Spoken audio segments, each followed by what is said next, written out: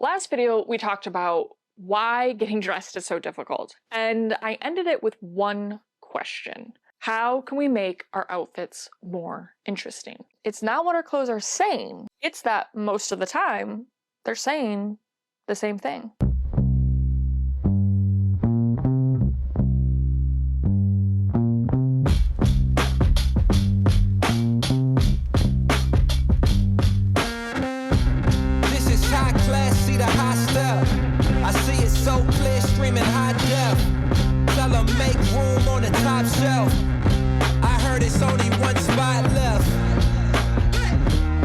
Ladies and gentlemen, welcome to the elegance.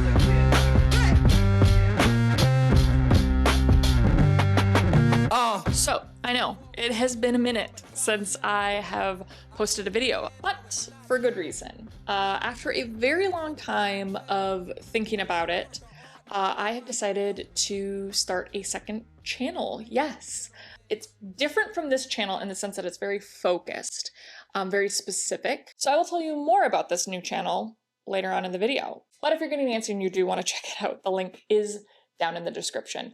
In the last video, I talked about the 6 different style moods, and ultimately for the reason that I feel like using style moods is much easier than focusing on a specific style type. But how can we take that, especially when we feel like an outfit is super boring, and make it interesting?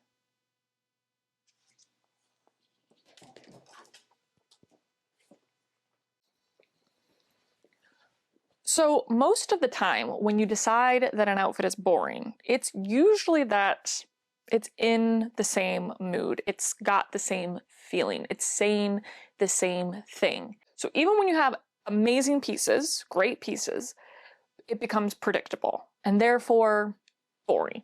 So like I talked about in the last video, the 6 different style moods. We've got our casual, classic, chic, edgy, sexy, playful. So I think when you're aware of the style moods, it makes it a lot easier to identify, oh, this is sexy, oh, this is casual, oh, this is classic. When you put on an outfit and you're like, ooh, this feels a bit boring, this feels a bit predictable, this feels a bit meh. It's usually that the outfit is falling into just one mood. So that is sort of the first, I guess, step to making interesting outfits, is just being aware of why something might be boring. And when you're in a conversation where everybody is saying the same exact thing, it's a boring conversation, isn't it? Yeah. So how can we make the conversation more interesting?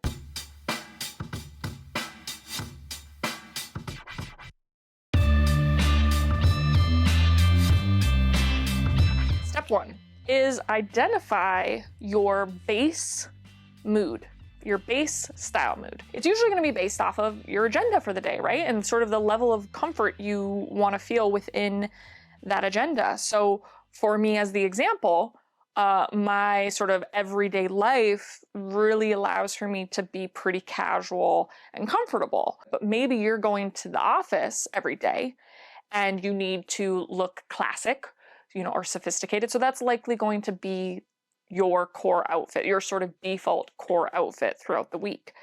But ultimately, that is just the first step, is identifying the base mood. What is your base mood? What do you need to ultimately feel to the core? All right, so step 2 is add a second mood. Yeah, I bet you didn't know that one was coming. So if my core mood is casual, then I'm likely going to go with something a little bit more classic or, sophisticated to sort of counteract that. If my outfit feels a little bit frumpy, I might add in like a little sexier piece, maybe a little bit more feminine piece to sort of counteract the shape. If my outfit's super sophisticated, if I'm going to the office and I'm feeling a little bit sophisticated, I might add a little playful something in there if the office allows for it, I guess. Start off with the core, mood, and you just change one piece. Could be as simple as that.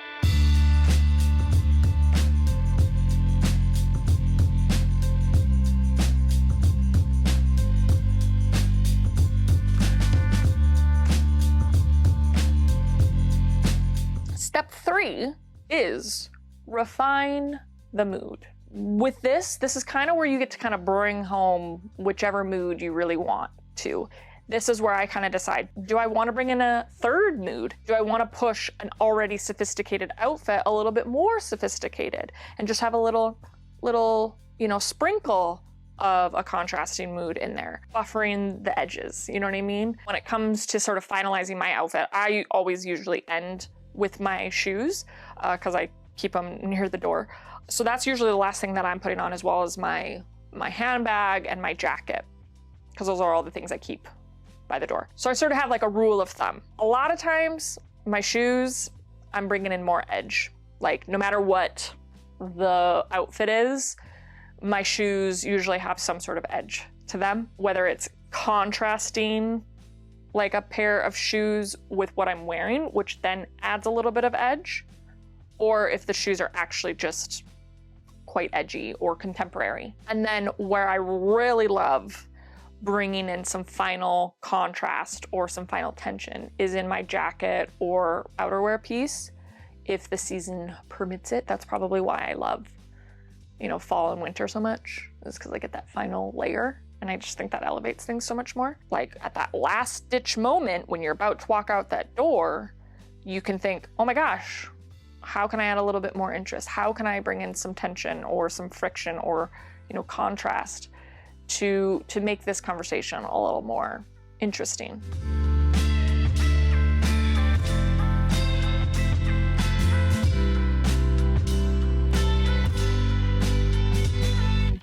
So when we break down the most elevated or interesting looks, they always come from a place of contrast.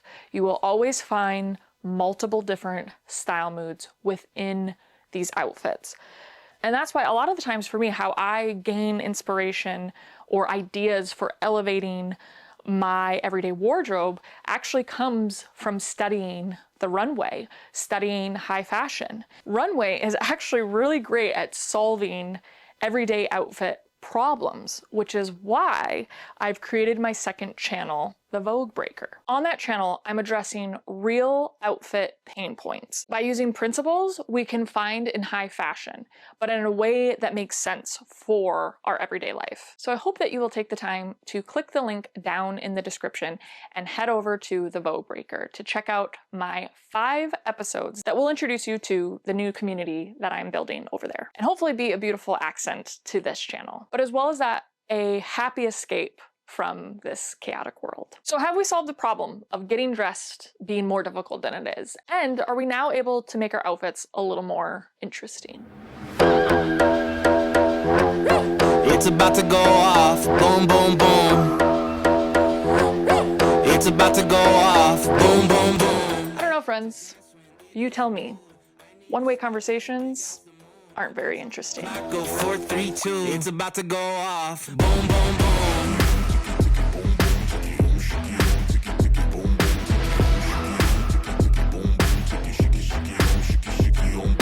Sitting in the sunshine, oh, it feels so nice, purring like a cat, 'cause you know I got